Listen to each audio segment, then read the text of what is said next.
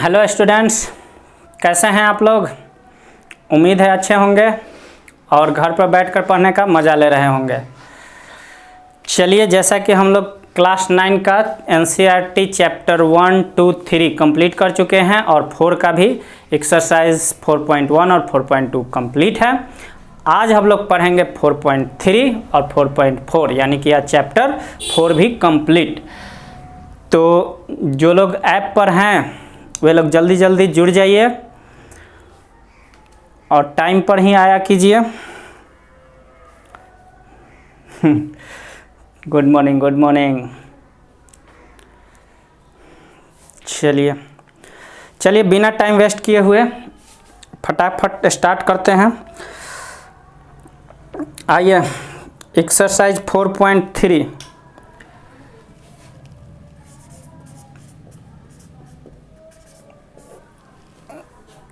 Question number first. Draw the graph of each of the following linear equation in 2 variables. एक equation दिया हुआ है और इसी का ग्राफ आपको बनाना है। इक्वेशन क्या है? तो x + y = 4। ये पहला इक्वेशन है।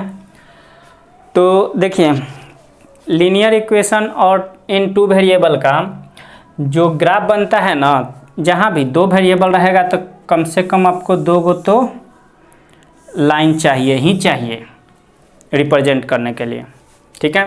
अगर एक रहता तो एक ही के ऊपर काम चल जाता, लेकिन 2 वेरिएबल है तो 2 गो चाहिए। ये जो है x एक्सिस इसको बोलते हैं और ये जो है इसको y एक्सिस बोलते हैं, ठीक है। इसमें राइट साइड में जो होता है पॉजिटिव होता है और लेफ्ट साइड में निगेटिव होता है। इसमें ऊपर की तरफ पॉजिटिव और नीचे की तरफ निगेटिव, ठीक है। ये कार्टेशियन प्लेन में हम लोग पढ़ चुके हैं। अभी हम लोग इसमें 2 वेरिएबल्स वाले जो इक्वेशंस होते हैं उसको इस पर कैसे रिप्रेजेंट करेंगे वही सीखेंगे। तो देखिए, x + y = 4। इसमें ना x का वैल्यू खुद से कुछ भी एज्यूम कर लीजिए और उससे जो y का वैल्यू आएगा वही मेरा एक पॉइंट मिल जाएगा। लाइन ड्रॉ करने के लिए ना मिनिमम हमको 2 पॉइंट चाहिए ही चाहिए, तभी उन दोनों को जब मिलाइएगा तो एक लाइन ड्रॉ होता है। तो अगर हम x का वैल्यू 1 ले लेते हैं, क्या किए हैं कि x का वैल्यू 1 ले लिए, x का वैल्यू 1 ले लिए, तो y का वैल्यू कितना हो जाएगा? देखिए 1 यहाँ है, इधर आएगा तो माइनस हो जाएगा, यानी कि y का वैल्यू 3 हो जाएगा। ना समझ में आया? चलिए देख लीजिए। x + y = 4 है ना, x का वैल्यू हम 1 लिए ना, तो 1 + y = 4। तो y प्लस में ये है 1, इधर जब जाएगा तो माइनस में। तो क्या दिक्कत था? खाली लिख देते हैं कि नहीं आया सर, गजब। चलिए, अब इसी तरह से 1 और 3 जो हुआ ना, एक्चुअली में एगो पॉइंट हुआ, इस पर कहीं एक पॉइंट आएगा, लेकिन एक पॉइंट से आप लाइन तो नहीं ना ड्रॉ कर सकते हैं। एक पॉइंट से तो बहुत सारा लाइन ड्रॉ हो जाएगा। तो हमको क्या करना है? लाइन ड्रॉ करना है, तो कम से कम एक और पॉइंट चाहिए। तो एक और x का वैल्यू चाहे y का वैल्यू कुछ एज्यूम कीजिए और दूसरा निकालिए। तो हम x का वैल्यू इस बार 0 ले लेते हैं, तो 0 लीजिएगा तो y का वैल्यू 4। अगर x का वैल्यू 0 लिए हैं तो y का वैल्यू 4 आया। अब इसको हम आप इस पर रिप्रेजेंट कर सकते हैं। ये हो गया मेरा x का वैल्यू 1, 2, 3, 4, 5 एंड सो ऑन। इधर भी देखिए 1, 2, 3, 4, 5 एंड इधर भी सो ऑन। और इधर में क्या रहेगा? -1, -2, -3, -4 एंड सो ऑन। इसको x डैश बोलते हैं और इसको y डैश बोलते हैं।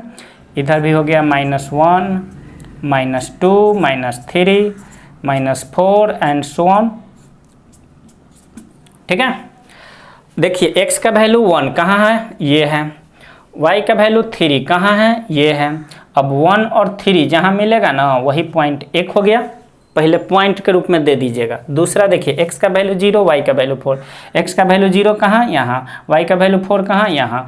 अब इसी से मिलाते हुए एक ग्राफ ड्रॉ कर दीजिएगा, ठीक है। कहीं भी जाए कोई दिक्कत नहीं है, स्ट्रेट लाइन ड्रॉ कर देना है। हो गया ना दिक्कत? चलिए अब अगला भी x plus Y equal to 4 तो हो गया, x minus Y equal to 2, X minus Y equal to 2 वाला हो जाएगा ना, ऐसा ही बनेगा। x के Y minus Y equal to 2, तो x का वैल्यू कुछ भी एज्यूम कर लीजिएगा, y का वैल्यू निकल जाएगा। इसी तरह से 2 को पॉइंट निकाल के ड्रॉ कर लीजिएगा, कीजिएगा, ना होगा तो फिर कल बता देंगे। और जो YouTube पर देख रहे हैं वे लोग कमेंट में कर दीजिएगा, बता देंगे अपना क्या जा रहा है, बताने के लिए ही आए हैं। चलिए आते हैं डायरेक्ट क्वेश्चन नंबर 2 पर। ये सब खाली आलतू फालतू दे देता है, एक ही टाइप का क्वेश्चन, बच्चा सबको भी तो प्रैक्टिस करना चाहिए ना। 3 how many more such line are there and why. Question number 2 जो कह रहा है, इसके पहले वाले में क्या दिया था, इसके पहले वाले में इक्वेशन दिया था और वैल्यू हम लोग को निकालना था। इसमें ना x और y का वैल्यू ही दे दिया है। अब पहले इससे इक्वेशन बनाइए, और वो एगो नहीं 2 गो इक्वेशन बनाना है। तो देखिए जब भी एक ही पॉइंट देगा ना, ये पॉइंट है एक्चुअली में, ये x और y जो डिनोट कर रहा है ये पॉइंट डिनोट कर रहा है। तो एक पॉइंट से तो इनफाइनाइट लाइन पास हो सकता है ना जी, ठीक है, बहुत सारा लाइन पास हो सकता है। तो इसीलिए इसका बहुत सारा इक्वेशन बनेगा, लेकिन हम लोग को कितना 2 गो इक्वेशन फाइंड करना है। तो 2 गो एकदम आसान वाला हम बता देते हैं। क्या कीजिए, तो एक बार x प्लस वाई कीजिए, दोनों को ऐड कीजिएगा तो कितना हो जाएगा 16। तो लिख दीजिए कि x plus Y equal to 16 हो गया मेरा एगो इक्वेशन। दूसरा इक्वेशन देखिए, अगर दोनों को सब्ट्रैक्ट कीजिएगा तो कितना होगा -12। तो दूसरा इक्वेशन हो गया x minus Y equal to -12, मेरा हो गया इक्वेशन। लेकिन इक्वेशन का एक स्टैंडर्ड फॉर्म होता है ax plus B Y plus C, तो उस फॉर्म में इसको चेंज कर लीजिए, x प्लस वाई और c इधर आएगा तो -16 इक्वल टू 0, ये मेरा हो गया। इसको भी स्टैंडर्ड फॉर्म में कर लीजिए, -12 है, इधर आएगा तब +12 इक्वल टू 0, यही मेरा आंसर हो गया दोनों इक्वेशन का।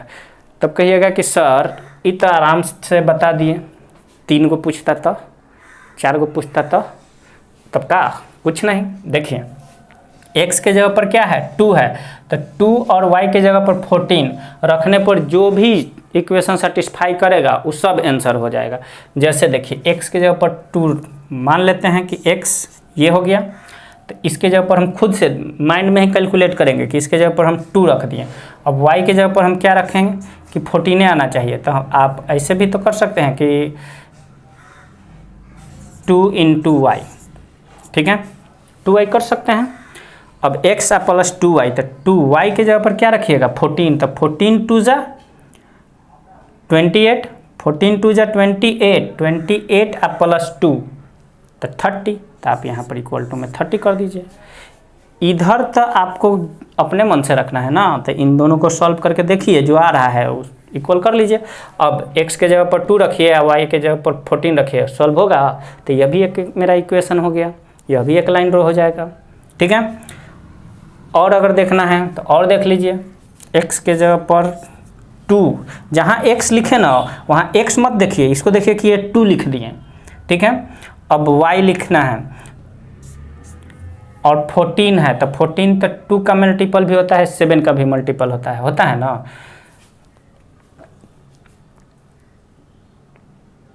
तो आप 7y भी कर सकते हैं। अब इसको करने से क्या फ़ायदा होगा, तो 7 × 14, 14 7 जा 98 और प्लस 2 100, तो वह इधर हो जाएगा 100। समझ गए। जो भी x लिखें तो x मत देखिए, उसको देखिए क्या कि ये 2 है, कितना है ये 2 लिखे हैं। जैसे यहाँ देखें तो यहाँ लिखे क्या थे 2, और y मत देखिए, y के जगह पर 14 समझिए, तो 2 और प्लस 14 इक्वल टू 16। इधर तो आपको खुद से लिखना है, तो इन दोनों को सॉल्व करके जो आ रहा है लिख दीजिए, इन दोनों को सॉल्व करके जो आया लिख दिए, इन दोनों को सॉल्व करके आया जो लिख दिए, हो गया। चलिए अब इसको ग्राफ पर रिप्रेजेंट भी करना है ना, तो कर लीजिए ना। मेरा x का वैल्यू 2 है और 14 है, तो ग्राफ पर क्या एगो पॉइंट बनेगा, 2 कहाँ है, x का वैल्यू 2 और y का वैल्यू 14 कहीं पर जाएगा, वहाँ एक पॉइंट बनेगा। अब इस पॉइंट से पूछ रहा है कि how many lines can be passes, तो इस लाइन से इन्फाइनाइट लाइन पास हो सकता है, इस पॉइंट से इन्फाइनाइट लाइन पास, क्योंकि एक पॉइंट से तो इन्फाइनाइट पास होता है ना। चलिए आइए क्वेश्चन नंबर 3। 3 में है, if the point 3, 4 lies on the graph of the equation, यानी कि एक इक्वेशन दिया हुआ है। पहले इसको इरेज कर लें, छाप लिए, छापिए जल्दी से। एक काम कीजिए ना, अगर टाइम लगे छापने में तो सीधे स्क्रीनशॉट लीजिए, ठीक है, टाइम का बचत कीजिए। आइए चलिए, न छापे और न स्क्रीन शॉट लिए, तब हम नहीं जानते हैं वीडियो। अब जब यूट्यूब पर डालेंगे ना, तब वहाँ पर से जाके ले लीजिएगा। अजब हाल है, इतना टेक्नोलॉजी फास्ट हो गया है, अभी भी ये सब 2G के चक्कर में पड़ल है। आइए क्वेश्चन नंबर 3, यहाँ से अच्छे से छापिएगा, कम से कम कुछ पैसा तो वसूल होगा ना। कह रहा है कि if the point 3 and 4 lies on the graph of the equation 3y = ax + 7 find the value of a। इसमें पॉइंट दे दिया, पॉइंट क्या क्या है भाई, तो 3 and 4 है, और इक्वेशन भी दे दिया। क्या दिया है इक्वेशन कि 3y = ax + 7, और यह भी कह रहा है कि ये जो पॉइंट है इस इक्वेशन को सेटिस्फाई करता है, मतलब कि इस इक्वेशन का ही यह पॉइंट है। अगर ये नहीं कहता तब तो मुश्किल था, लेकिन जब कह ही रहा है कि ये पॉइंट जो है इस इक्वेशन को सेटिस्फाई करता है, तो सेटिस्फाई करता है मतलब कि y का वैल्यू 4 है और x का वैल्यू 3 है, फिक्स है। तो हम लोग को कुछ करना है, जो है तो पुट कर देंगे। 3 × 4 = a × 3 + 7, a का वैल्यू चाहिए। 4 3 = 12 = 3a + 7। अब 7 इधर लाइएगा तो सब्ट्रैक्ट हो जाएगा, तो 5 = 3a, a = 5/3। आंसर, इसको ग्राफों पर करना है। Find the value of a, नहीं ग्राफ पर नहीं दिखाना है। हो जाएगा ना, हो जाएगा का, हो गया। चलिए आइए क्वेश्चन नंबर 4, इसमें क्या कर रहा है, the taxi fare in a city is as follows. For the first kilometre the fare is ₹8 and for subsequent distance is ₹5 per kilometre. यानी कि इसमें दे रहा है कि अगर 1 किलोमीटर यानी टोटल जो डिस्टेंस होगा उसको आपको x ही मानना है, और टोटल फेयर जो होगा उसको आपको y ही मानना है, ठीक है। ये बुड़बक के देखिए, पहला किलोमीटर जो जाएगा तो 8 रुपया लगेगा, दूसरा जो जाएगा 5 किलोमीटर, फिर अगला जो जाइएगा 5 रुपया, फिर अगला जो जाइएगा 5 रुपया, बाकी सब पर 5-5 रुपया लगेगा। आई पहला वाला पर 8 रुपया लगेगा। तो ये कह रहा है का, एगो बुड़बक है, ये कह रहा है का कि सर इधर से न जाके हम इधर से जाएंगे तो, अरे बुद्धू, तो इधर से तुम्हारा ई हुआ पहला किलोमीटर, और इधर से जब चलेगा तो ई होगा पहला किलोमीटर, तो यहीं पर तुमको 8 लेगा, तब 5-5-5 चलेगा। बुद्धू कहीं के, ठीक है। चलो देखो, एक पर एक आदमी है हो। चलिए, तो पहला 8, फिर उसके बाद 5-5 लगेगा, लेकिन कह रहा है कि टोटल डिस्टेंस x किलोमीटर और टोटल फेयर y रुपया ही होना चाहिए, इसके अलावा कुछ और नहीं। इसी में आप इसको बैठाइए। तो हम गए कितना, 4 किलोमीटर गए हैं ना, तो 4 किलोमीटर में पैसा कितना लग गया, 15 और 8 23 रुपया लगा ना। अब इसको जो सेटिस्फाई कर देगा वो मेरा इक्वेशन हो जाएगा। तो बनाइएगा कैसे, तो देखिए इस 8 को आप 5 + 3 लिख सकते हैं। इससे क्या होगा, तो इससे एक चीज़ हो जाएगा कि 5-5 रुपया तो सब पर लग रहा है, ठीक है। अब पहला किलोमीटर में 3 रुपया और ज़्यादा लग रहा है, 5-5 रुपया सब पर लग रहा है, और 3 रुपया और ज़्यादा लग रहा है, तो 5-5 रुपया सब पर गया है। कितना, टोटल डिस्टेंस तो हमेशा x से लेना है ना, तो x किलोमीटर, तो 5-5 रुपया सब पर लगा, अब प्लस में 3 रुपया और ज़्यादा। ये क्या है, यही मेरा टोटल फेयर हो गया, ठीक है। तो y = 5x, अगर इसको स्टैंडर्ड फॉर्म में लिखना है तो 5x - y + 3 = 0, वही ax + by + c = 0, वही होता है स्टैंडर्ड फॉर्म, ठीक है। अब इसको ग्राफ पर भी रिप्रेजेंट करना है ना। हाँ, इसको ग्राफ पर भी रिप्रेजेंट करना है, ड्रॉ इट्स ग्राफ। तो अब इसको ग्राफ पर कैसे रिप्रेजेंट कीजिएगा, तो देखिए अगर इसमें रखिएगा जैसे 1 रख दिए हैं तो 5 + 3 8, फिर इधर जाएगा -8, ठीक ना। इससे अच्छा है कि एगो लेफ्ट एगो राइट वाला जो रहेगा ना उसी में कुछ वैल्यू, यहाँ भी रखिएगा तो वही आंसर आएगा, यहाँ भी रखिएगा तो वही आंसर आएगा, लेकिन लेफ्ट राइट करना नहीं पड़ेगा। एक में रखिएगा ना इसमें, तो इसमें x एक तरफ है ही, y एक तरफ है ही, तो आपको लेफ्ट राइट नहीं करना पड़ेगा, डायरेक्ट आंसर आएगा। जैसे देखिए अगर हम x का वैल्यू 1 पुट कर दें तो 5 × 1 = 5 और +3 8, तो y का वैल्यू हो जाएगा 8, यानी कि x का वैल्यू कितना रखे हैं 1, तो y का वैल्यू कितना 8। ऐसे भी 1 किलोमीटर जाएगा तो 8 रुपया लगेगा। अगर हम x का वैल्यू 2 रख दें तो y का वैल्यू 13 आ जाएगा। अब 2 गो पॉइंट हो गया तो आप इस पर रिप्रेजेंट कर सकते हैं। 1 है और 8 है, तो 1 यहाँ 8 इधर कहीं होगा, फिर 2 है और 13 है, तो 2 यहाँ 13 कहीं इधर होगा, फिर वहाँ से एक लाइन ड्रॉ कर लीजिएगा। चलिए इतना ना कीजिएगा तो क्या कीजिएगा। आइए 4 गो हुआ ना हो। Question number 5 from the choice says given below choose the equation whose graph are given in the figure. Equation भी दे दिया है और ग्राफ भी दे दिया है। तो ग्राफ जो दिया है उसमें से जो पॉइंट है ना उसको पहले लिख लीजिएगा। तो -1 है, 1 है, और इसके बाद है 0 0, और इसके बाद है 1 -1, ठीक है। चलिए तो अब जो इक्वेशन दिया है सबको मैं वैल्यू पुट कर करके आज देखिए किसको सेटिस्फाई करता है। तो y = x, पहला इक्वेशन यही है। y का वैल्यू 1, x का वैल्यू -1, तो -1 is not equal to y, तो इसीलिए पहला सेटिस्फाई नहीं किया, काट दीजिए। दूसरा इक्वेशन देखिए, दूसरा है x + y = 0, x + y = 0। x का वैल्यू -1, y का वैल्यू 1, तो -1 और +1 0, सेटिस्फाई किया, ठीक है। LHS = RHS, ये भी 0 = 0 होगा, तो ये सेटिस्फाई किया, यानी कि दूसरा तो आंसर होगा ही होगा।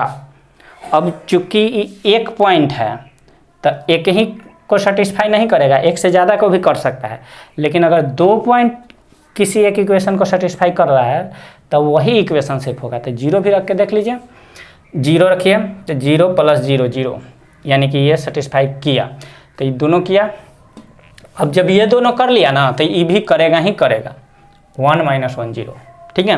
क्यों? क्योंकि इन दोनों से ये जो होता है ये लाइन को डिनोट करता है, इक्वेशन जो होता है वो एक लाइन को डिनोट करता है, और ये जो है एक पॉइंट को डिनोट करता है। तो अगर 2 पॉइंट एक ही लाइन पर आ रहा है तो इसका मतलब क्या कि अब इसका जो भी पॉइंट देगा वो, अगर ये स्ट्रेट लाइन है तो इसी का ना ये पॉइंट था, एक लाइन दिया हुआ है ना, इसी का एक पॉइंट था, तो अब इस पर जितना भी पॉइंट आएगा वो सब इस लाइन पर तो आएगा करेगा ना।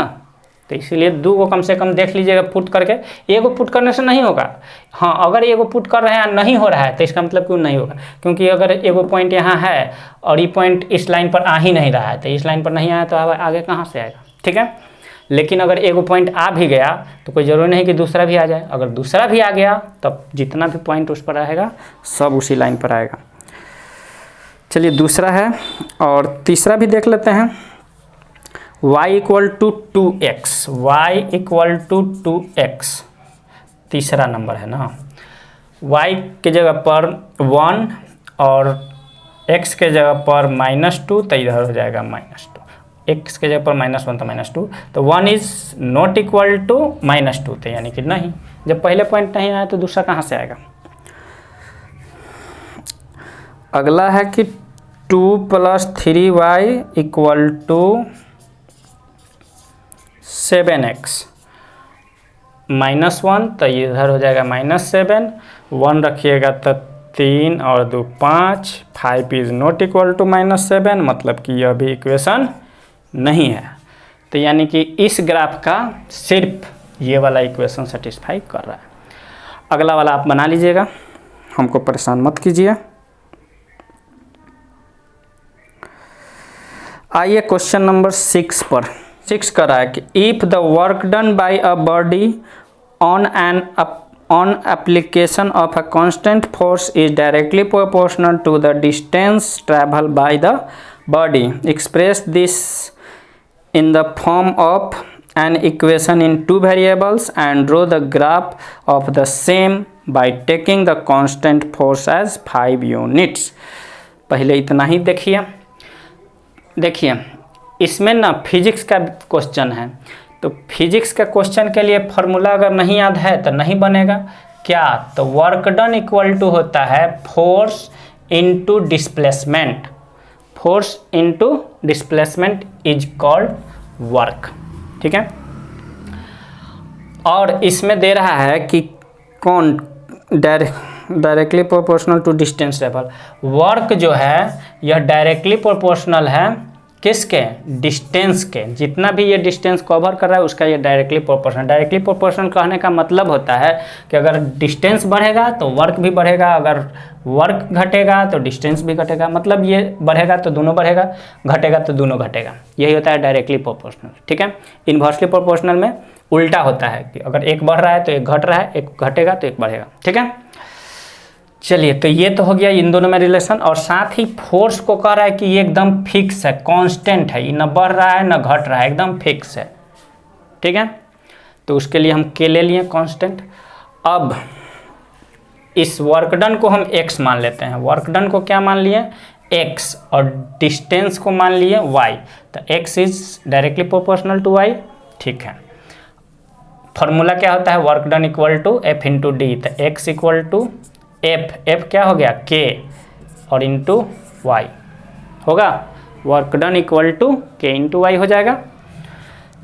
और अगला इसी में कह रहा है क्या कि अगर वो कांस्टेंट फोर्स जो है 5 यूनिट है, कांस्टेंट फोर्स कितना है? 5 यूनिट, तो 5y हो जाएगा इक्वेशन मेरा। अब इस इक्वेशन से आप ग्राफ बना लीजिए और उस ग्राफ से आप इसका डिस्टेंस ट्रेवल 2 यूनिट और फिर 0 यूनिट उसका निकाल लीजिए। तो देखिए इसको आप स्टैंडर्ड फॉर्म में कर लीजिए, इक्वल टू 0। अब ग्राफ कैसे बनाइएगा? तो x का वैल्यू कुछ ले लीजिए, ये हो गया x, ये हो गया y। x का वैल्यू छोड़ दीजिए, y का वैल्यू लेते हैं। y का वैल्यू अगर 1 लेंगे तो x का वैल्यू 5 आ जाएगा। और अगर इसका 5, x का वैल्यू 5, y का वैल्यू 1, तो x का वैल्यू 5। अगर x का वैल्यू 5 तो y का वैल्यू, अगर x का वैल्यू 10 लीजिएगा तो y का वैल्यू 2 आएगा। ठीक है ना, तो 1, 5, 2, 10 ये सब तो हो गया। अब इसी के अनुसार इसको आप कर लीजिएगा, रिप्रेजेंट कर लेंगे ना। 1 इधर से लेना है, सॉरी 5 इधर से तो 1 इधर से, एक पॉइंट यहाँ पर हो गया। और दूसरा कह रहा है कि 1, 10 और 2, यानी x का वैल्यू 10 इधर कहीं जाएगा, 10 मान लेते हैं कि यहाँ पर है 10, तो x का वैल्यू 10, y का वैल्यू 2 यहाँ पर आएगा। और इसी को मिलाते हुए वो ग्राफ बना लीजिएगा। ठीक है, चलिए अगला है कि also read from the graph the work done when the distance travel by the body is 2 unit.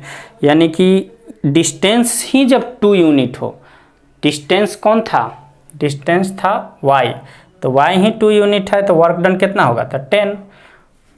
Work done equal to 10 कब? जब डिस्टेंस हो जाएगा 2 यूनिट।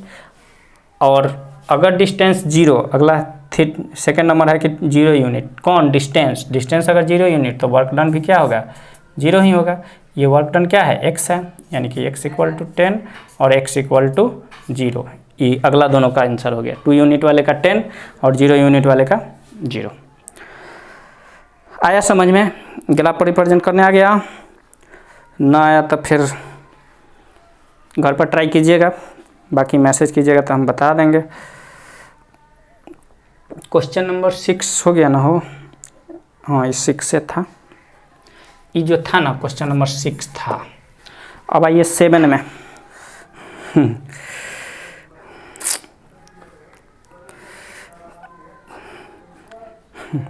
कहता है सर कि सर पैसा पूरा दिए हैं इसीलिए पूरा उतारने दीजिए। अरे बुद्धू स्क्रीनशॉट ले लो ना, 4 बार उतारना एक बार काहे उतारेगा। आइए question number 7। Yamini and Fatima, 2 students of class 9 of a school together contributed ₹100 towards the Prime Minister Relief Fund to help the earthquake victims. Write a linear equation which satisfy this data. और 100 रुपया किसका मानना है? एगो को x मानना है, एगो को y मानना है। तो हम फातिमा को ही x मान लेते हैं और यामिनी को y मान लेते हैं। कोई दिक्कत नहीं। दोनों मिल के कितना दिया है? 100 रुपया। तो x + y = 100, ये मेरा इक्वेशन बन गया एगो। इसका ग्राफ भी ड्रॉ करना है। Draw the graph of the same. Graph draw करना है तो एक और चाहिए, तो एक और क्या हो जाए, यानी कि x का वैल्यू अगर हम 100 मान लें तो y का वैल्यू क्या हो जाएगा? 0। अगर y 100 रुपया दिया होगा तो ये 0 हो सके तो दोनों 50-50 भी दिया होगा। ठीक है, 50 पुट कीजिएगा तो दूसरा का 50। हमको 2 पॉइंट चाहिए, ये 3 को निकाल दिए। अब इसको आप प्रेजेंट कर लीजिएगा। कहिएगा कि सर 100 तो 1 से लेकर 100 तक जाना होगा। काहे के लिए 1 से 100 तक जाइएगा? 10-10 का ले लीजिएगा, 10, 20, 30, 40, 50 ऐसे, और ऊपर में भी 10-10 का ले लीजिएगा। ठीक है, जहाँ 100 आएगा, 0, 100 है, ये है, तो एगो इधर 100 कहीं पर आएगा और एगो इधर 100 कहीं पर आएगा, उस दोनों को मिला दीजिएगा। हो गया? इतना आसान है, करिए ना। चलिए आइए question number 8। In country like USA and Canada, temperature is measured in Fahrenheit, whereas in countries like India, it is measured in Celsius. Here is a linear equation that converts Fahrenheit to Celsius. Equation दे दिया है, नहीं भी देता तो आपको याद करना पड़ता। क्यों? क्योंकि यही इक्वेशन होता ही है 9/5 × C, फ़ारेनहाइट से डिग्री सेल्सियस में या डिग्री सेल्सियस से फ़ारेनहाइट में कन्वर्ट करने के लिए दे दिया तो अच्छी बात है। अब क्वेश्चन कह रहा है क्या? पहला कि ड्रॉ द ग्राफ। पहला ही क्या करना है? ग्राफ ड्रॉ करना है। और मानना किसको है? तो ये जो डिग्री सेल्सियस है उसको x मानना है, डिग्री सेल्सियस वाले को x मानना है। तो ये मेरा मान लेते हैं कि डिग्री सेल्सियस हो गया, और ये y वाला जो है फ़ारेनहाइट है, तो डिग्री फ़ारेनहाइट ये हो गया। अब इसमें ड्रॉ क्या करना है? तो देखिए, अगर C का वैल्यू कुछ पुट कर दें तो कुछ क्या करेंगे? ऐसा कीजिएगा कि जो 5 से कटने वाला हो ताकि फ्रैक्शन में ना आए, तो 5 से कटने वाला 5 रख दीजिए, तो ये दोनों कट जाएगा। यानी कि C जब 5 रखें तो F कितना आ जाएगा? 41 आएगा। कट कट तो खाली बचेगा क्या? 32 32 और +9। ठीक है, ऐसे बना लेते हैं। ठीक है, अब एक और वैल्यू चाहिए, क्योंकि एक ही पॉइंट निकला ना, एक और वैल्यू चाहिए वाला। तो 10 रख दीजिए। अगर इस बार 10 रखिएगा तो 2 आएगा, तो 9 2 18, 18 और +32, 8 2 10 0 1 3 1 4 1 5, 50 हो गया ना। अब 2 पॉइंट आ गया। ग्राफ इस पर इसका बना लीजिएगा ना बनेगा तो फिर मैसेज कीजिएगा बन जाएगा। इतना सारा ग्राफ बनाए हैं, ठीक है ना। चलिए, इसमें ना एक चीज़ और याद भी रखिएगा, क्या कि फ़ारेनहाइट और डिग्री सेल्सियस का -40 डिग्री पर दोनों जो होता है ना इक्वल होता है। यानी एग्ज़ाम में आ भी सकता है, किसी भी एग्ज़ाम में आ सकता है कि किस टेम्परेचर पर फ़ारेनहाइट और डिग्री सेल्सियस इक्वल होता है, तो -40 डिग्री C पर। ठीक है, चलिए आगे देखिए। ड्रॉ तो करिए लिए। If the temperature is 30 degree C, what is the temperature in Fahrenheit. अगर ये सेल्सियस जो है 30 डिग्री है तो फ़ारेनहाइट में कितना होगा? तो 35 6 30 हो जाएगा, तो 6 और 9 6 54, और 54 और 32 86। नहीं समझे? देखिए 9 5 है ना, और सेल्सियस का दे रहा है कि 30 है, तो 30 और +32, तो इससे ही कटेगा ना जी 6, तो 9 6 54 होगा और +32 होगा, तो 54 है प्लस 32 86। ये क्या डिग्री फ़ारेनहाइट, समझ में आया। चलिए आगे बना लीजिएगा ये सब। फिर 0 डिग्री पर पूछ रहा है, आगे है कि किस, अच्छा ये क्वेश्चन पूछ ही दिया कि is there a temperature which is numerically the same in both Fahrenheit and Celsius. तो हाँ है, कौन है, तो -40 पर दोनों सेम होता है।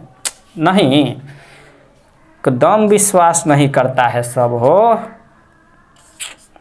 9/5 इंटू -40 क्या रखें, डिग्री सेल्सियस में 40 रखें ना, सबको प्रूफ चाहिए। काट दीजिए, 9 8 जा 72 -72 और प्लस 32 क्या आएगा, -40 आया। कभी कभी विश्वास कर लिया करो, टीचर हैं।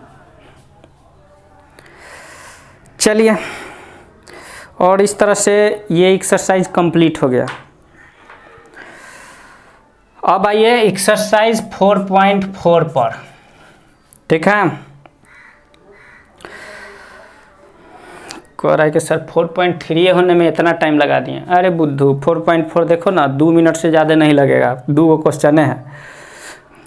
4.4 give the geometric representation of y = 3 as an equation in 1 variable. यानी कि दिया क्या, 9 नंबर, 9 है फर्स्ट ना, क्वेश्चन नंबर फर्स्ट 4.4 का क्वेश्चन नंबर फर्स्ट, y = 3 दे दिया है। अब इसको इन 1 वेरिएबल में रिप्रेजेंट करना है ग्राफ पर, और दूसरा इन 2 वेरिएबल्स में भी रिप्रेजेंट करना है। किस में, ग्राफे पर। पहला क्वेश्चन ये है, दूसरा क्वेश्चन ये है। y = 3, तो देखिए जब 1 वेरिएबल कहेगा ना तो एक गो लाइन बनाना है, एक ही लाइन ड्रॉ करना है। एक वेरिएबल में एक ही लाइन रहेगा, और इसी का नाम आप x दे दीजिए या y दे दीजिए, कोई दिक्कत नहीं है। यहाँ पर 0 हो गया, इधर 1 2 3 4 5 पूछो, इधर -1 -2 -3 सोन। y = 3 कहाँ जाएगा, 1 यहाँ है ना, 2 यहाँ है ना, 3 यहाँ है ना, यही हो गया मेरा 3, y = 3। ठीक है, एक वेरिएबल में कहेगा तो बस एक ही लाइन ड्रॉ करना है। 2 वेरिएबल में कहेगा तो इसी को 2 लाइन ड्रॉ कर दीजिए। 2 लाइन तो हम कहले हुए हैं, यहीं पर यूज करेंगे। 2 वेरिएबल, y = 3। अब देखिए y = 3 कहने का मतलब क्या कि x 0 ऑटोमेटिक, जो नहीं दिया वो 0, ठीक है। तो x = 0 और y = 3 कहाँ, इस पॉइंट से होकर गुजरेगा। और इस पॉइंट से कैसे गुजरेगा, ऐसे ऐसे ऐसे नहीं, एकदम ऐसे जाएगा, ठीक ना। यही हो गया क्या, y = 3 का मतलब कि अब जो वैल्यू 0 रहता है ना उसी के पैरेलल होता है। अगर y 3 हो गया तो इसका मतलब कि x के पैरेलल होगा। अगला क्वेश्चन में देखिए ना, x वाला दिया होगा। Question number 2 give the geometric representation of 2x + 9 = 0। अगला इसी का जो दूसरा है, 2x + 9 = 0। तब इसमें पहले 1 वेरिएबल में निकालना है, तो 1 वेरिएबल में तो एक ही लाइन होगा ना, हो 1 वेरिएबल के लिए एक ही लाइन होगा। और 2x + 9, तो देखिए x का वैल्यू निकालिएगा तो ये क्या हो गया, प्लस में था तो इधर आएगा तो माइनस में हो गया, -9। आई मल्टीप्लाई में था तो इधर आएगा तो डिवाइड में हो जाएगा, यानी कि -4.5 होगा। 2 से इसको काटिएगा तो -4.5। और इस अब -4.5 किधर जाएगा, इधर सब प्लस में रहता है। ये 0 अगर है तो इधर सब प्लस में रहेगा, 1 2 3 4, और इधर सब माइनस में रहेगा। तो हम जैसे शॉर्ट में लिख रहे हैं आप ऐसे मत लिखिएगा, पूरा लिखिएगा, -4 और फिर यहाँ पर आएगा -5। तो -5 और -4 के बीच में यही आएगा ना, ये हो गया मेरा -5 4.5। समझ में आया।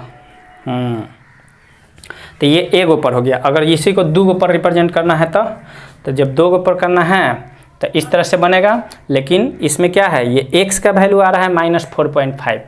x का वैल्यू -4.5 कहाँ जाएगा, यहाँ पर आएगा, -4.5 और यहाँ पर जो लाइन ऐसे बनेगा ये ऐसे बनेगा, यानी कि y के पैरेलल। जो 0 होता है उसी के पैरेलल होता है, ठीक है। जैसे इसमें x 0 था तो x के पैरेलल बना, इसमें y नहीं है तो y के पैरेलल बना। आई थिंक समझ में आ गया होगा। अगर समझ में आ गया तो स्टूडेंट को इस पर बढ़ाइए, तनी लाइक शेयर सब्सक्राइब सब कर लीजिए ना, काहे परेशान कर रहे हैं। नहीं समझ में आ रहा है तो कमेंट कीजिए। चलिए ठीक है, थैंक यू।